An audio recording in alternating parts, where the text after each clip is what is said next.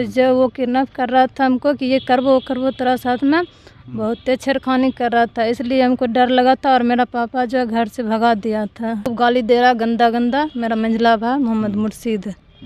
देखिए कि आज हम आपको एक ऐसी चीज़ दिखाने वाले हैं जो आपको लगेगा कि इस देश में जो नियम कानून सारे चीज़ कहीं अलग रह जाते हैं और जनता कहीं अलग रह जाती है।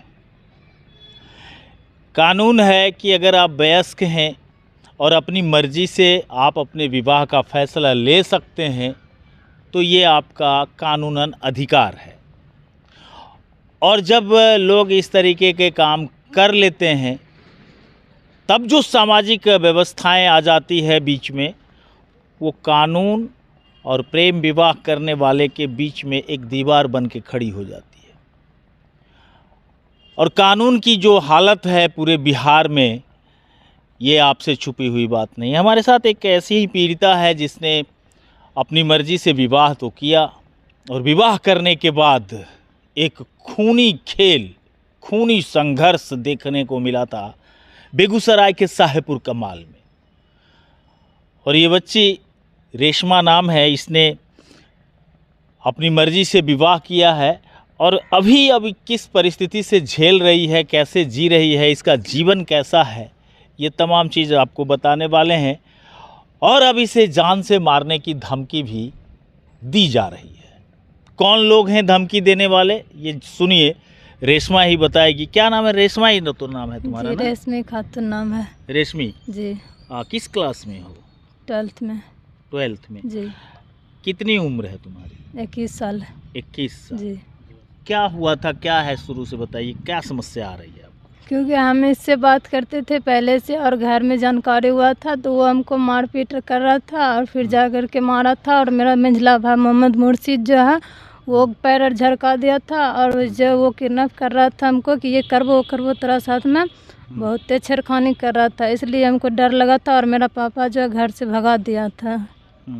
और फिर जाकर के बड़ा भाई मोहम्मद मुर्शीद जो है वो गाली गलौज दे रहा था, मारपीट किया था, घर से झोटा पकड़ करके निकाल दिया था, घर से भगा दिया था। और मेरी सास को भी गाली गलौज करने लगा था। हमको मर्जी था, हम इससे बात करते थे, हम अपने मर्जी से गए थे दिल्ली, शादी कर लिए, इसको खूब धमकी दिए थे शादी हम करेंगे ऑफिस से। और किससे? क्या नाम है आप? मोहम्मद सहीम नाम है। अच्छा, आपके पिताजी क्या काम करते हैं? मेरा पिताजी ऐसे घर में रहता है। भाई लोग क्या करता है? भाई लोग कुछ नहीं करता है, घर में दुकान है, वही दुकान चलाता है और बैंक चलाता है, CSP बैंक लिए हुए है घर में, वही चलाता है। तो जानकारी मिल रही है कि आपको धमकी मिल रही है? धमकी दे रहा है और गाली दे रहा है कि गाँव नहीं आओगे, गाँव आओगे तो पेट्रोल छीट के आग लगा देंगे बीच रोड पे, और पुलिस थाना कोई किसी को काम नहीं देगा। और फिर जा कर के मारने के लिए भी धमकी दे रहा है। और फिर जाके बोल रहा है गाँव अभी तो पेट्रोल छीट का आग लगा देवो, गाँव ने भी नज़र ने भी कुट्टी कुट्टी करके फेंक देवो, कोई न काम दे तो शाहपुर वाला, इसे खूब गाली दे रहा गंदा गंदा मेरा मंझला भाई मोहम्मद मुर्शीद। और फिर जाकर खुर्शीद भी गाली दे रहा है कि उसको भी माँ बहन को खटिया पर सुला देंगे, मारपीट करके खूब गंदा गंदा गाली देता है और घर घुस करके मारता है। आप जिससे शादी किए उससे खुश हैं? जी, हम उससे खुश हैं। वो लड़का क्या काम करता है? वो लड़का कसीदा काम करता है और सिलाई का काम करता है। कहाँ रहता है? दिल्ली में रहता है। अभी आप दिल्ली से आ रहे हैं? जी, हम दिल्ली से भी आ रहे हैं।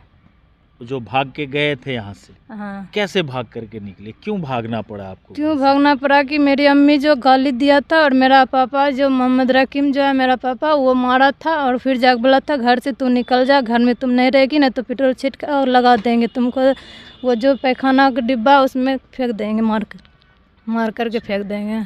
आपको घर में मार पिटाई भी की जाती? हाँ, मेरा घर में मारा था कोरा से और फिर जाके पैर झरका दिया था मेरा मंझला भाई मोहम्मद मुर्शीद जो है, वो पैर झरका दिया था। और मेरा बड़ा भाई खुर्शीद वो है जो कोरा से मारा था, मेरा खूब मारा था।